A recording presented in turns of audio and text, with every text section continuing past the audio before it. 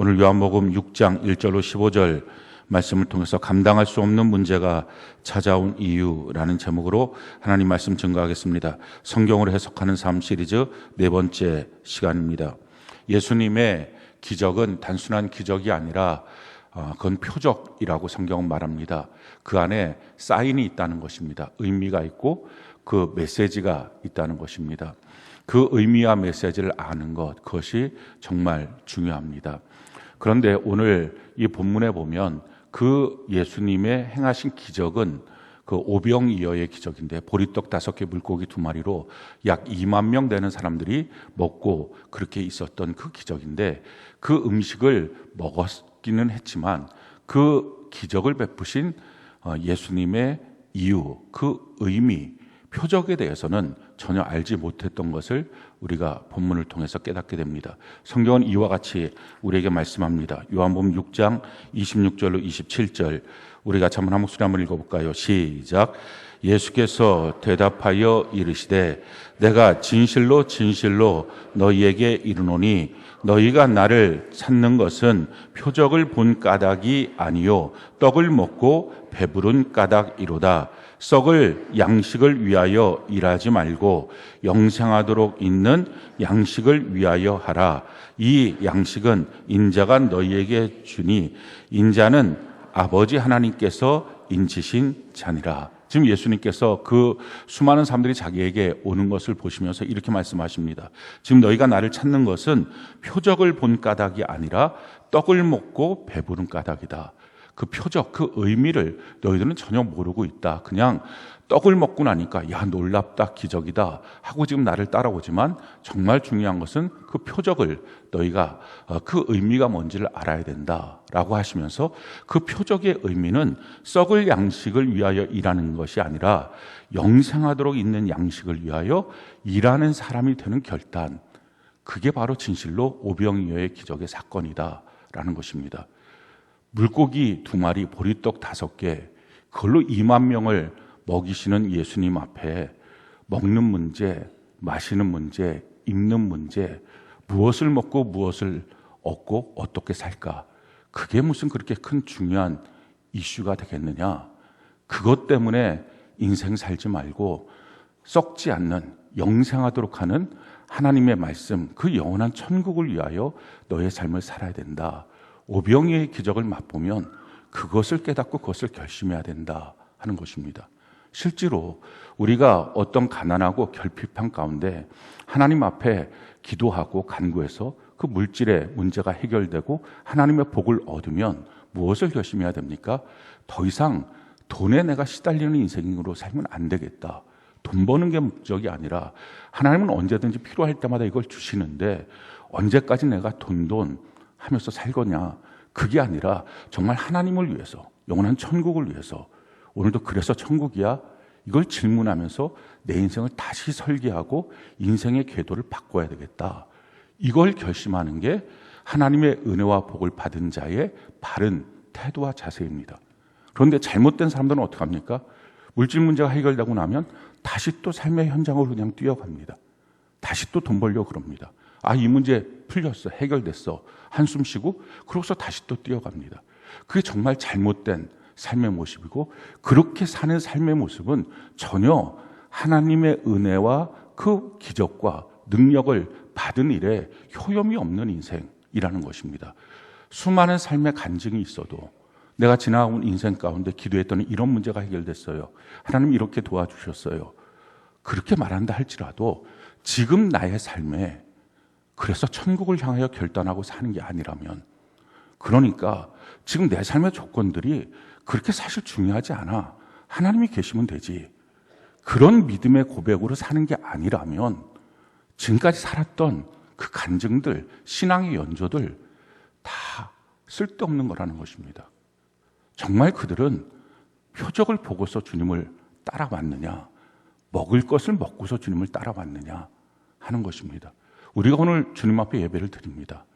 정말 하나님의 말씀을 깨닫고 믿고 그래서 천국을 향하여 살 것을 결단하고 있는지, 아니면 여전히 그래도 세상이지 뭐, 그래도 먹고 살아야지, 이런 인생으로 잠시 하나님의 힘을 빌리고 잠시 하나님의 손길을 빌려서 위로받고 끝나는 것으로 살 것인지 우리가 한번 우리의 삶에 대해서 점검해 봐야 합니다. 지금 성경이 우리에게 가르쳐주고 있는 원리가 무엇입니까? 이 오병이어의 사건 이후에 주님이 이와 같이 말씀을 하십니다. 요한복음 6장 53절, 57절, 63절 같이 한번 한 목소리 한번 읽어볼까요? 시작. 예수께서 이르시되 내가 진실로 진실로 너희에게 이르노니 인자의 살을 먹지 아니하고 인자의 피를 마시지 아니하면 너희 속에 생명이 없느니라. 내 살을 먹고 내 피를 마시는 자는 영생을 가졌고 마지막 날에 내가 그를 다시 살리리니 내 살은 참된 양식이요 내 피는 참된 음료로다. 내 살을 먹고 내 피를 마시는 자는 내 안에 거하고 나도 그의 안에 거하나니 살아계신 아버지께서 나를 보내심에 내가 아버지로 말미암아 사는 것 같이 나를 먹는 그 사람도 나로 말미암아 살리라. 살리는 것은 영이니 육은 무익하니라. 내가 너희에게 이른 말은 영이요 생명이니라. 지금 우리가 주의 만찬을 오늘 거행하는 주일인데 이 만찬에 대해서 주님이 설명을 하고 있는 것입니다. 사실은 이 말씀을 갖고 나중에 고린도전서 11장에 주의 만찬과 똑같은 모습을 우리가 볼 수 있습니다. 그 떡을 갖고 축사하시고 또 그 물고기를 갖고 축사하시면서 나눠줍니다. 똑같이 잔을 갖고 축사하시고 또 그 떡을 갖고 축사하시면서 주의 만찬을 거행하는 형태와 동일합니다. 사실은 먹을 거를 갖고 이렇게 축사하는 예는 유대인의 전통에도 없었고 예수님이 다른 곳에서 이렇게 행하시지도 않았습니다. 그것은 지금 우리에게 주는 영적인 의미를 위해서 이와 같이 말씀하시고 있는 것입니다. 그 말씀의 핵심이 무엇입니까? 너희가 썩을 양식을 먹는 것으로 인생 사는 게 아니라 참된 음료, 참된 음식을 먹어야 된다. 그 안에 생명이 있는 거다. 라는 것입니다. 그러면서 참된 음료, 참된 음식은 예수님을 먹고 마시는 것이다 라고 말합니다. 자, 그렇다면 예수님을 먹고 마신다. 이게 무슨 식인종도 아니고 이게 도대체 무슨 말이냐. 그럴 때 그 예수님을 먹고 마신다는 것은 말씀이 육신이 되신 예수님, 그래서 그 말씀을 먹고 마시는 삶을 살고 영원한 천국을 위해서 살아야 된다 하는 것입니다. 살리는 것은 영이니 육은 무익하다. 육은 지금 문제가 해결돼도 또 문제 생기고 먹을 것이 해결돼도 또 먹어야 되고 그게 육이다라는 것입니다. 그 살리는 것은 정말 영이다. 우리가 육을 위해서 산다고 하지만 그 육은 내가 밥 먹고 살지요. 밥 먹고 살지요. 그런 얘기를 합니다.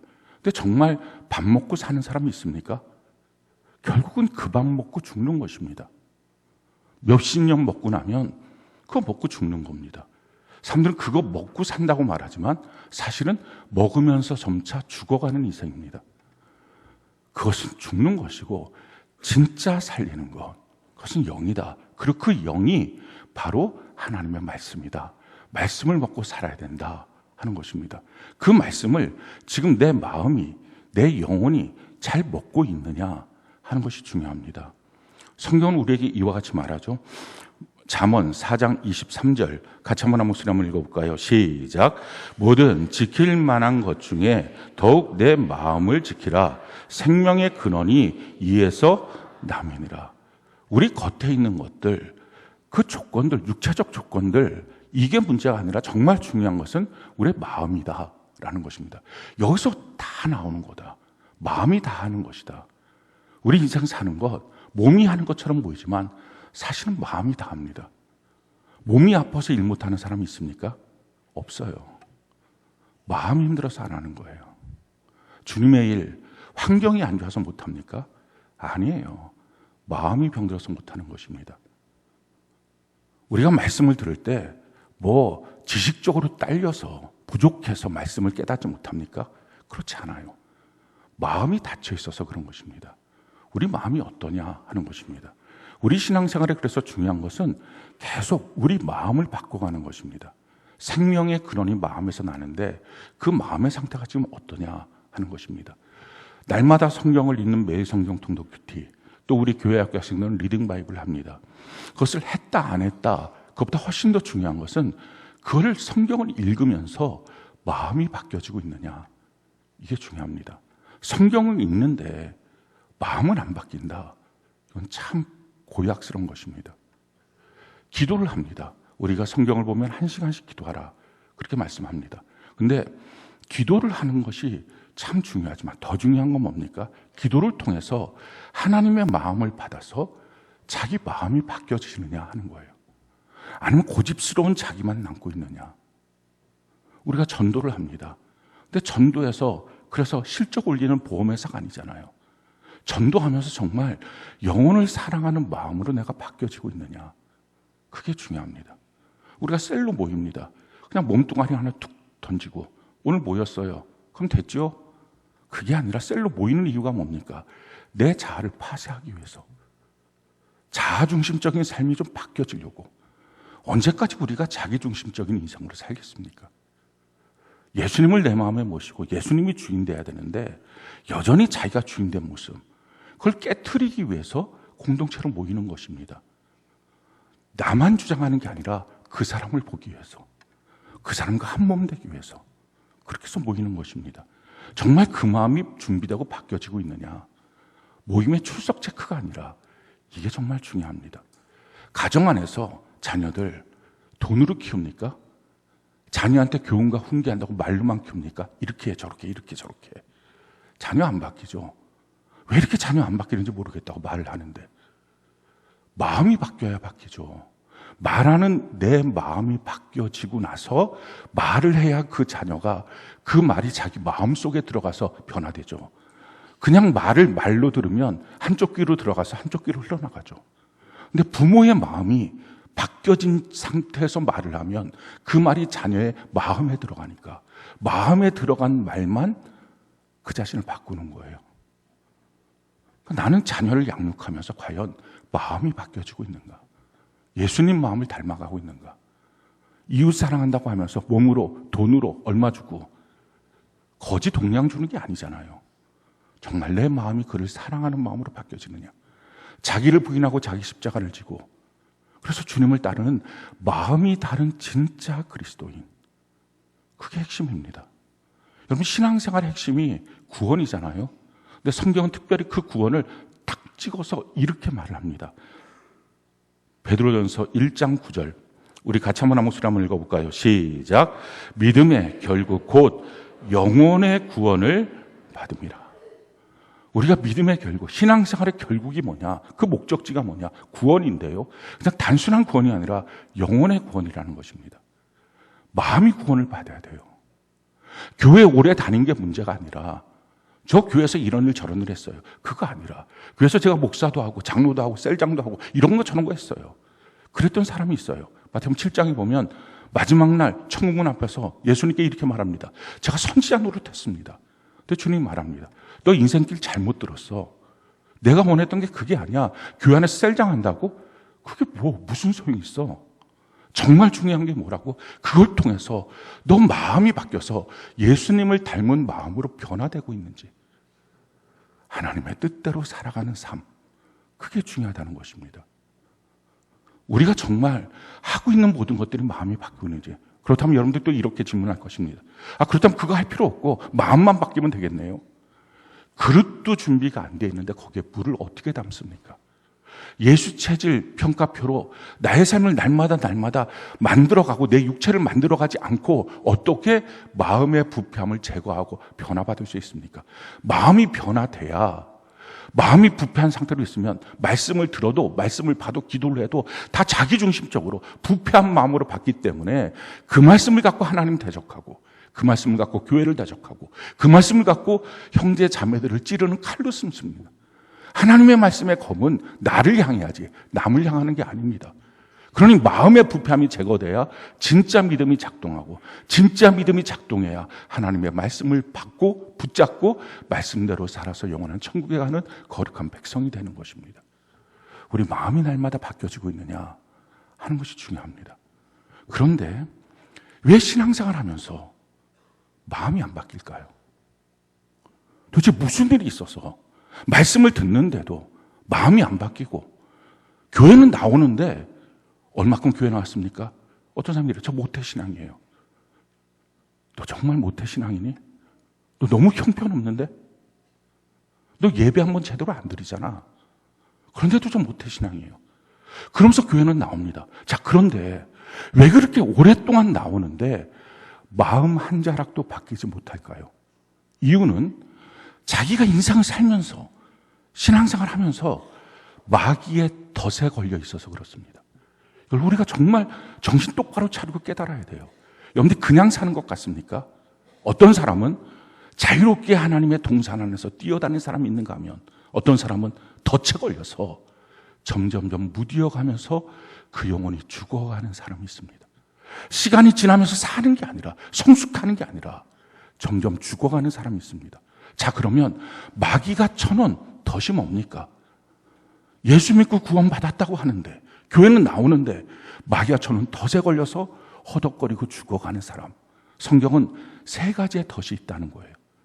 우리가 그거 조심해야 됩니다. 그리고 그 덫에 걸려 있으면 오늘 이 말씀을 통해서 우리가 완전히 벗어나고 구원자 예수님을 만나고 새롭게 돼야 됩니다. 성경은 우리에게 이렇게 말하죠.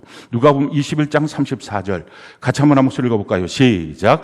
너희는 스스로 조심하라. 그렇지 않으면 방탕함과 술취함과 생활의 염려로 마음이 둔하여지고 뜻밖의 그날이 덫과 같이 너희에게 임하리라. 우리 영혼의 구원을 받아야 되는데 우리 마음이 구원을 받아야 되는데 마음이 둔하여지는 것입니다. 그러니까 변화가 없는 거예요. 그렇게 변화가 없으니까 셀을 나가다가 이제 의미도 없다고 안 나간다고. 셀 예배가 의미가 없는 게 아니라 자신이 덫에 걸린 거예요. 자신의 생명이 영적 생명이 죽어가고 있는 것입니다.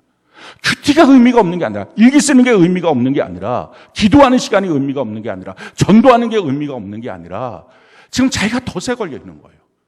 그 영혼이 지금 죽어가고 있는 것입니다. 빨리 벗어나야 합니다. 근데 마귀가 쳐놓은 덫 세 가지가 있다는 거죠. 신앙생활하면서 첫 번째 덫이 뭡니까? 방탕함.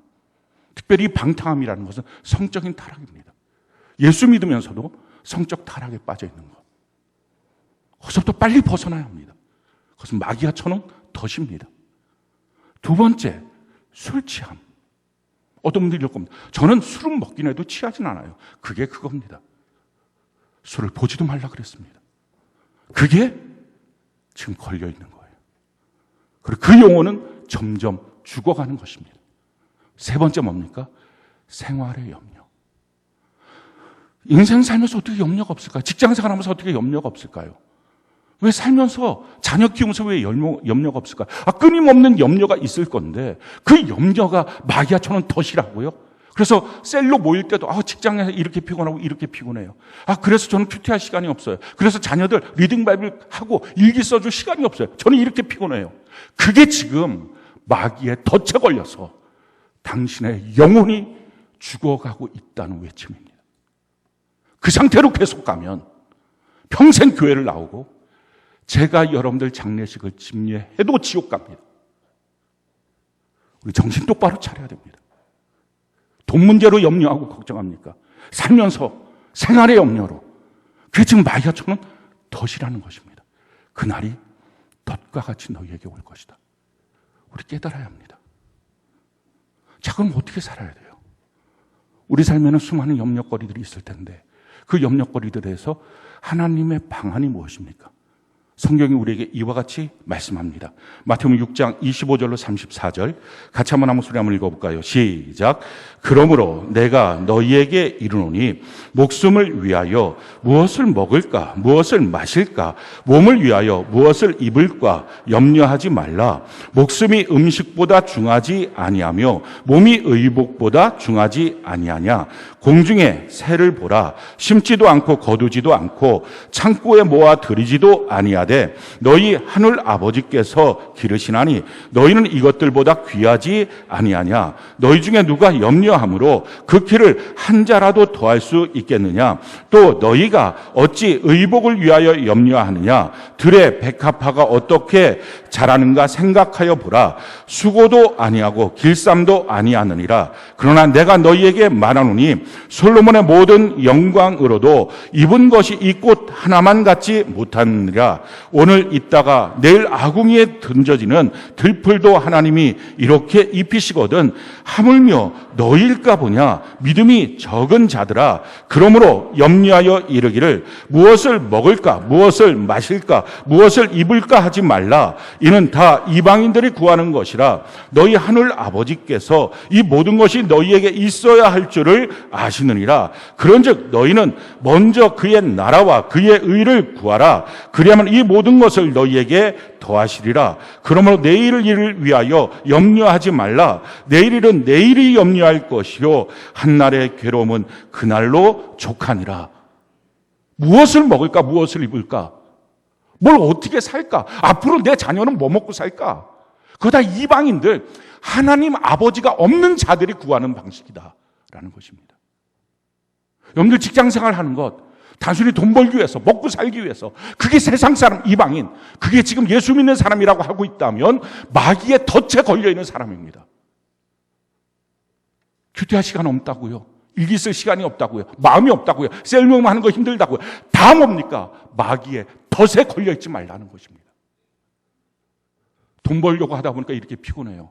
아니, 당신은 돈 버는 게 힘든 게 아니라 당신의 영혼이 마귀의 덫에 걸려서 허덕이고 죽어가는 거예요.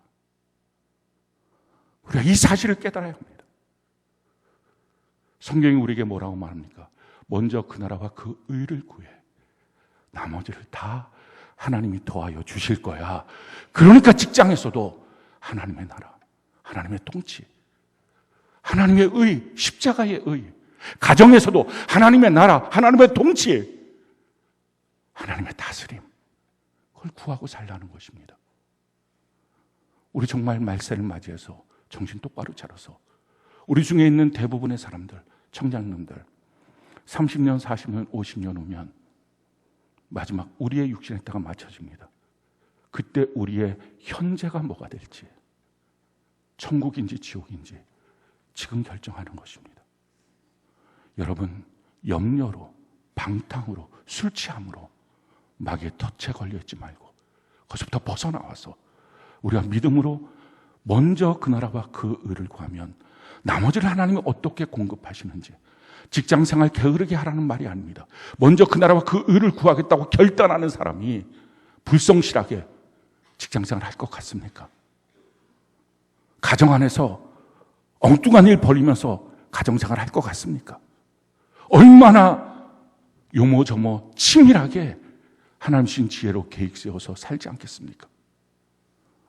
우리 인생 사는 것, 먼저 그 나라와 그를 잃어버렸다면, 나중에 그걸 자꾸 넘기고 있다면 먼저로 찾는 은혜가 있기를 바랍니다. 오늘 말씀은 우리가 잘 아는 오병이어의 말씀입니다. 약 2만 명 되는 사람들이 예수님께 몰려왔습니다. 빈들이고 또 다른 복음서에 보면 그 시간이 저녁 때였다라고 기록하고 있습니다. 이렇게 2만 명 정도 되는 사람, 감당할 수 없는 사람이 찾아왔는데 이 문제를 어떻게 처리할 것이냐, 오늘 이것에 대해서 우리에게 가르쳐주고 있습니다. 우리의 삶에 여러 가지 염려가 생기는 이유 중에 한 가지는 삶을 사는 방식 자체가 맨날 세상에 찢겨서 염려하는 사람이 있는가 하면 그렇지 않으려고 하는데 문제가 터지니까, 자기가 감당할 수 없는 큰 문제가 터지니까 다시 그 염려로 돌아가는 경우도 있습니다.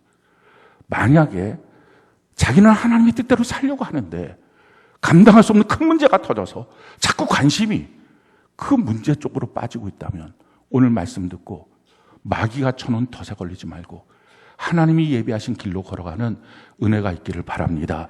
자, 이 문제 앞에 사람들의 반응은 무엇입니까? 첫 번째 등장하는 사람이 빌립입니다. 우리가 읽었던 본 말씀, 예수님이 어디서 이것을 사서 이들에게 떡을 먹일까?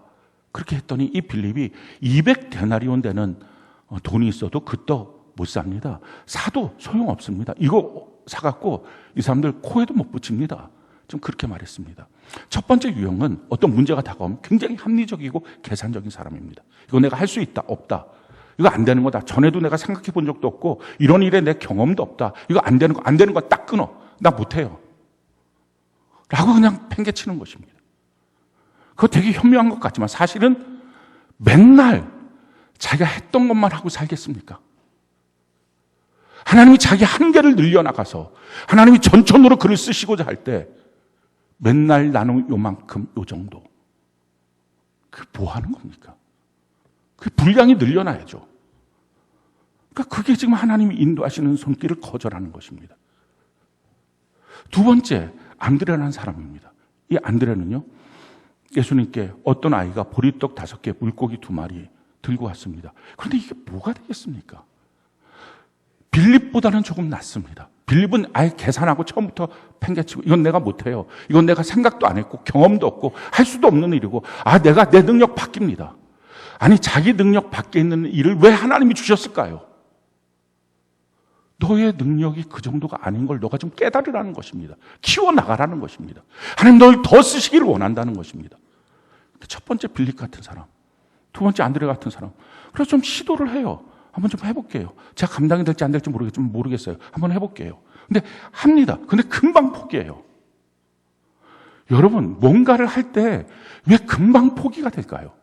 성경 금방 포기한 이유 2가지를 우리에게 지금 설명하고 있어요. 성경이 이와 같이 우리에게 말합니다. 누가복음 8장 13절로 15절 우리 같이 한번 한 목소리 한번 읽어볼까요? 시작.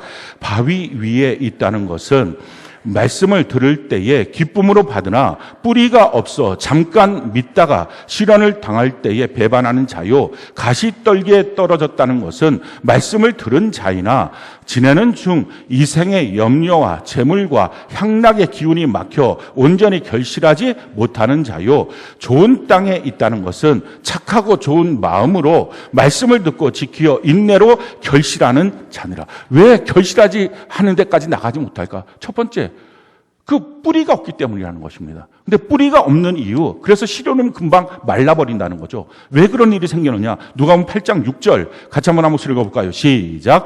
더러는 바위 위에 떨어짐에 싹이 났다가 습기가 없으므로 말랐고. 습기가 뭡니까? 우리 안에서 나오는 습기, 땀, 눈물, 피. 이게 뭐죠? 희생, 수고, 헌신. 그게 싫은 거예요. 여러분, 교회 생활할 때 교회 뿌리 내리는 것, 저절로 어떻게 뿌리 내려집니까? 사역을 할 때 뿌리 내리는 것, 저절로 뿌리 내려집니까? 그렇지 않습니다. 내 땀, 내 피, 내 눈물이 쏟아져 들어가야 헌신, 수고, 희생이 있어야 뿌리 내려집니다. 그게 싫은 거예요. 거저먹기로 될 거라고 생각하는 거예요. 쉽게 될 거라고 생각하는 거예요. 뿌리가 내려야 세움을 받고 믿음에 굳게 서서 말씀을 들은 대로 감사가 넘치는 삶. 그게 온전한 신앙의 성숙의 삶입니다. 두 번째 이유, 왜 그 열매가 맺어지지 않고 금방 포기할까? 다른 재미가 있다는 것입니다.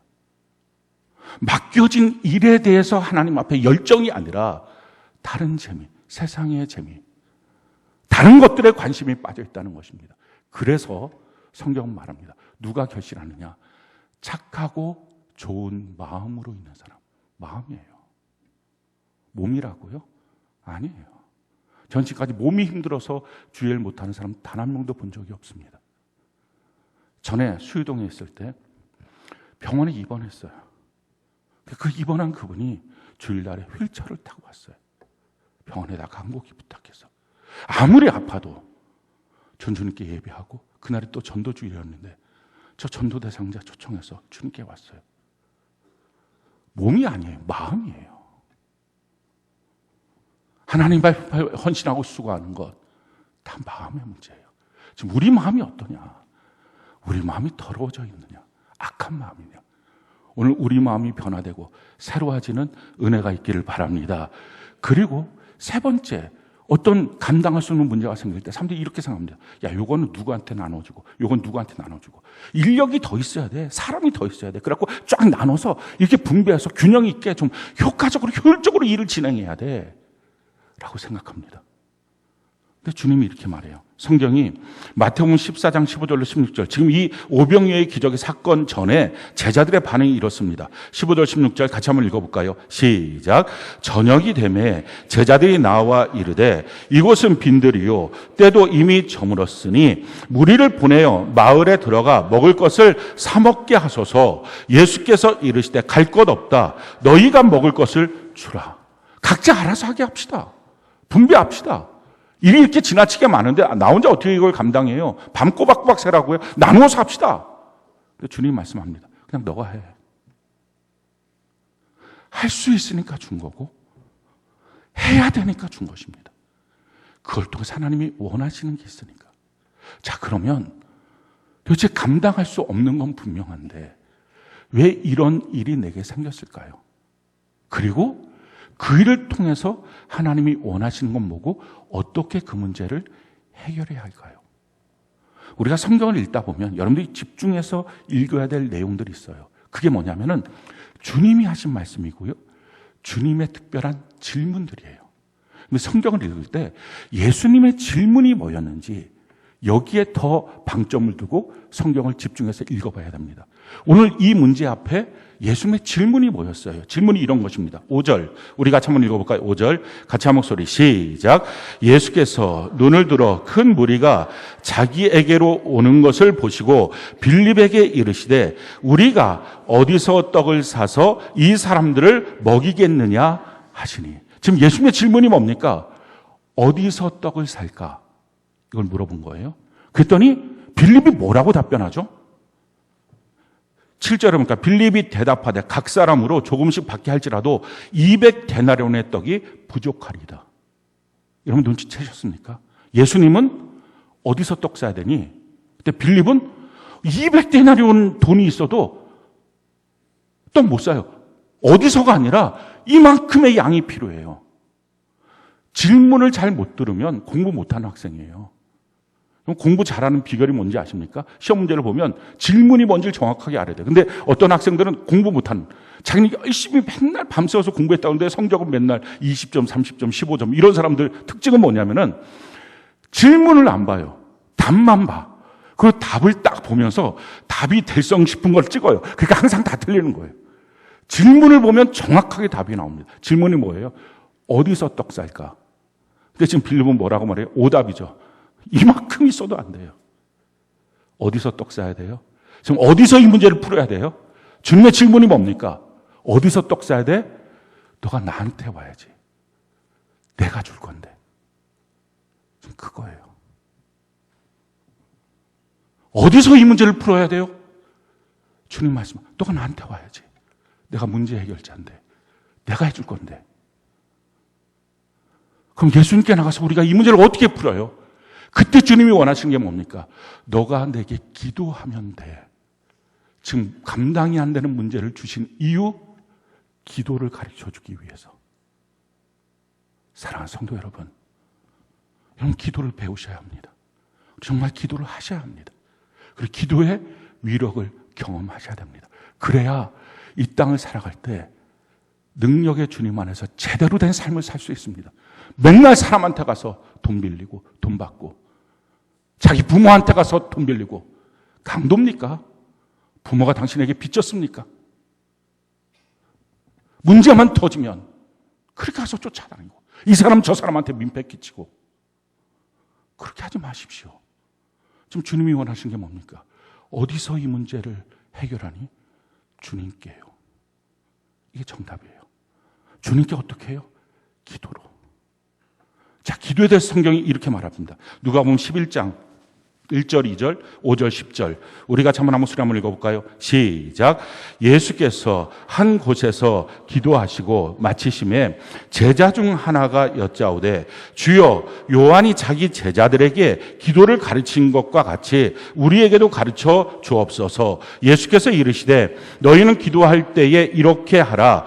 아버지여 이름이 거룩히 여김을 받으시며 나라가 임하오시며 또 이르시되 너희 중에 누가 벗이 있는데 밤중에 그에게 가서 말하기를 벗이여 떡 세 덩이를 내게 구워달라. 내 벗이 여행 중에 내게 왔으나 내가 먹일 것이 없노라 하면 그가 안에서 대답하여 이르되 나를 괴롭게 하지 말라. 문이 이미 닫혔고 아이들이 나와 함께 침실에 누웠으니 일어나 내게 줄 수가 없노라 하겠느냐. 내가 너희에게 말하노니 비록 벗됨으로 인하여서는 일어나서 주지 아니할지라도 인하여 그 간청함을 인하여 일어나 그 요구대로 주리라. 내가 또 너희에게 이르노니 구하라 그러면 너희에게 주실 것이요 찾으라 그러면 찾아낼 것이요 문을 두드리라 그러면 너희에게 열릴 것이니 구하는 이마다 받을 것이요 찾는 이는 찾아낼 것이요 두드리는 이에게는 열릴 것이니라.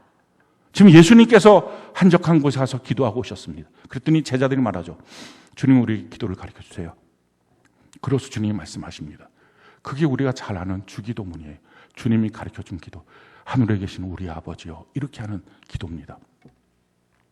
그 기도를 가르쳐 주고 난 다음에 왜 기도가 중요한지, 기도는 언제 써먹는 건지 그걸 지금 말씀하시는 거예요.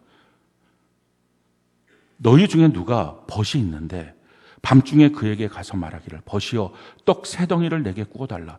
내 벗이 여행 중에 내게 왔으나 내가 먹을 것이 없다. 지금 자기에게 없는 문제가 생겼어요. 감당이 안 되는 문제가 생겼어요. 어떻게 하라는 겁니까? 감당이 안 되는 문제 앞에 그 찾아온 법, 너 이제 집에 가. 너 알아서 해결해. 나는 해결 못해. 이건 내 문제 아니야. 난 이런 데에 대해서 관심 없어. 하고 있을 거냐? 그게 아니라 쫓아가서 떡이 있는 그 분에게 가서 떡 3덩이 좀 빌려주세요. 그렇게 구하라는 것입니다. 그러면 벗됨을 인하여서는 안 줘도 간청하기 때문에 주겠다. 기도의 핵심은 뭐예요? 대충 신사적으로 딱 발장 끼고 뭐 주시면 좋고 안 주시면 말고 그겁니까? 그게 아니에요. 간청하라는 것입니다. 주님 앞에 간청하라. 그럼 내가 줄 것이다. 구하라 그러면 주실 것이요. 찾으면 찾아낼 것이요. 두드리라 그러면 너에게 열릴 것이다. 라는 것입니다. 우리가 다 기도하는 사람 되길 바랍니다. 성경은 하루에 1시간 기도해야 된다. 라는 거예요. 여러분들 가운데 혹시 하루 1시간, 날마다 기도하는 습관이 안 되어 있다면 기도하셔야 돼요. 그게 안 되어 있다는 얘기는 이미 시험들 각오를 하고 사는 것입니다.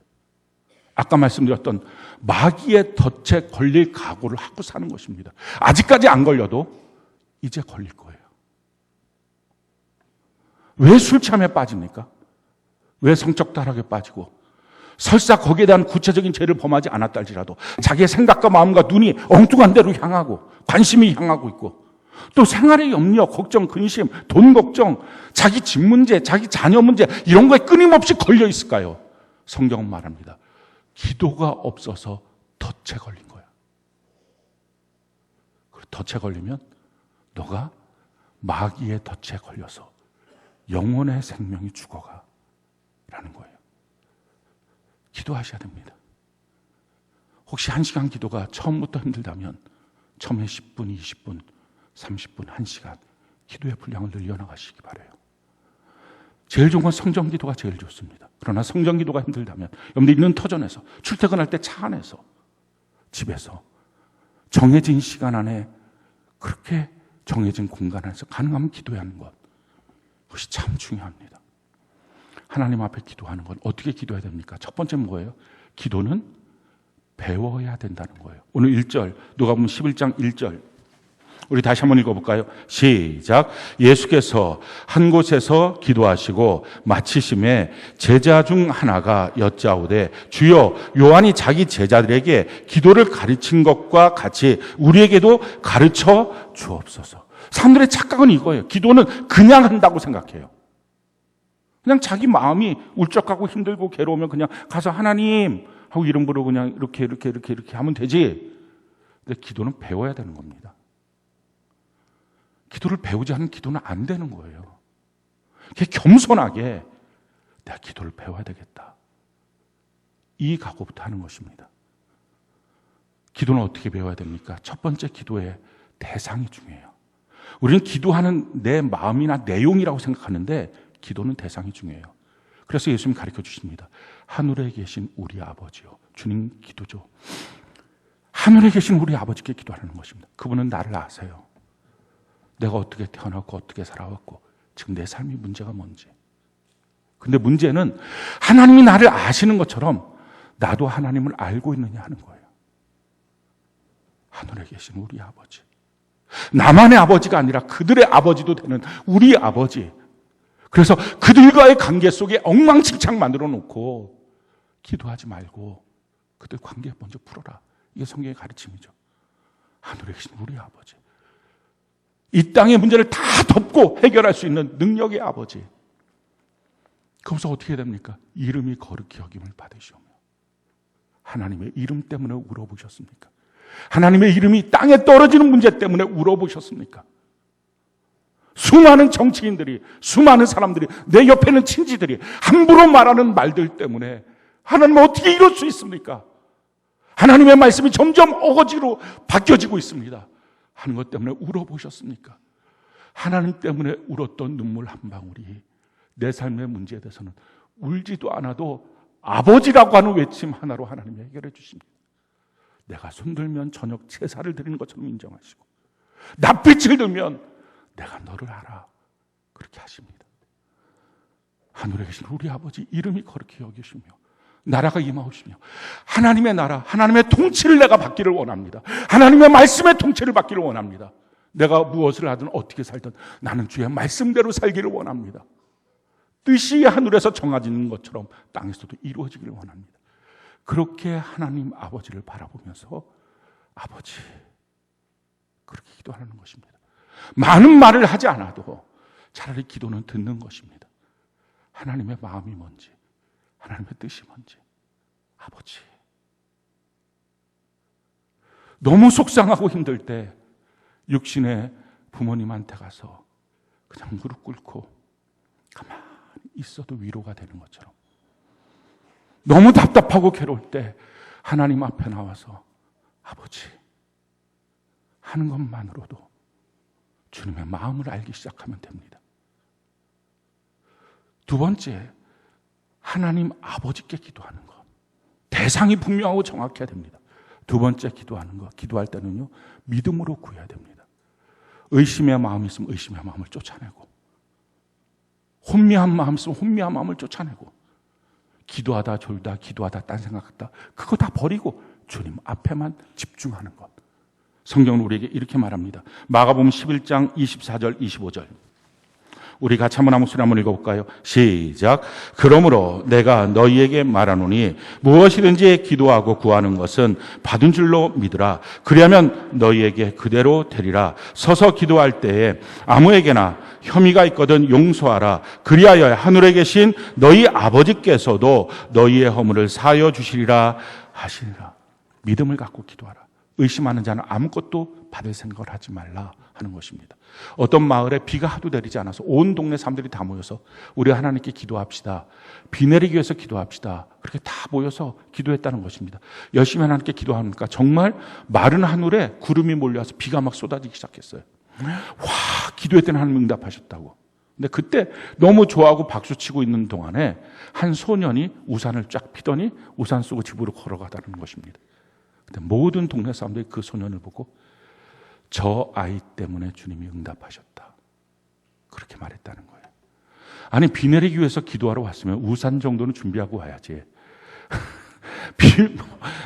비 맞고 뛰어다닐 겁니까? 그러니까 비 내리기 위해서 기도했는데 우산도 준비해 오지 않았다는 것은 별로 믿지 않았다는 거죠. 진짜 우산을 준비하고 기도하고 나서 아멘 했으면 그 다음 행동이 중요한 것입니다. 세 번째, 기도할 때 필요한 게 뭡니까? 마음과 생각과 말이 일치가 돼야 됩니다. 이렇게 말하죠. 지금 너가 누군가에게 용서하지 않고 관계가 엉클어져 있으면 그것부터 용서해. 그래야 하나님이 너의 마음을, 그 기도를 들어주실 거야. 내 마음은 지옥인데 미사력으로 쓰면서 기도하고 생각은 또 엉뚱한 데가 있고 그 기도 응답 없습니다. 마음과 말과 생각이 일치하고 있는지 그거 점검해 보셔야 합니다. 자, 이렇게 기도하면 참 놀라운 하나님의 기도의 축복이 있어요. 자, 기도의 위력이 무엇입니까? 에베소 3장 20절로 21절 우리 같이 한번 한 목소리 한번 읽어볼까요? 시작. 우리 가운데서 역사하시는 능력대로 우리가 구하거나 생각하는 모든 것에 더 넘치도록 능히 하실 이에게 교회 안에서와 그리스도 예수 안에서 영광이 되도록 영원 무궁하기를 원하노라. 아멘. 우리가 구하는 것, 간구하는 것에 넘치도록 주신 하나님.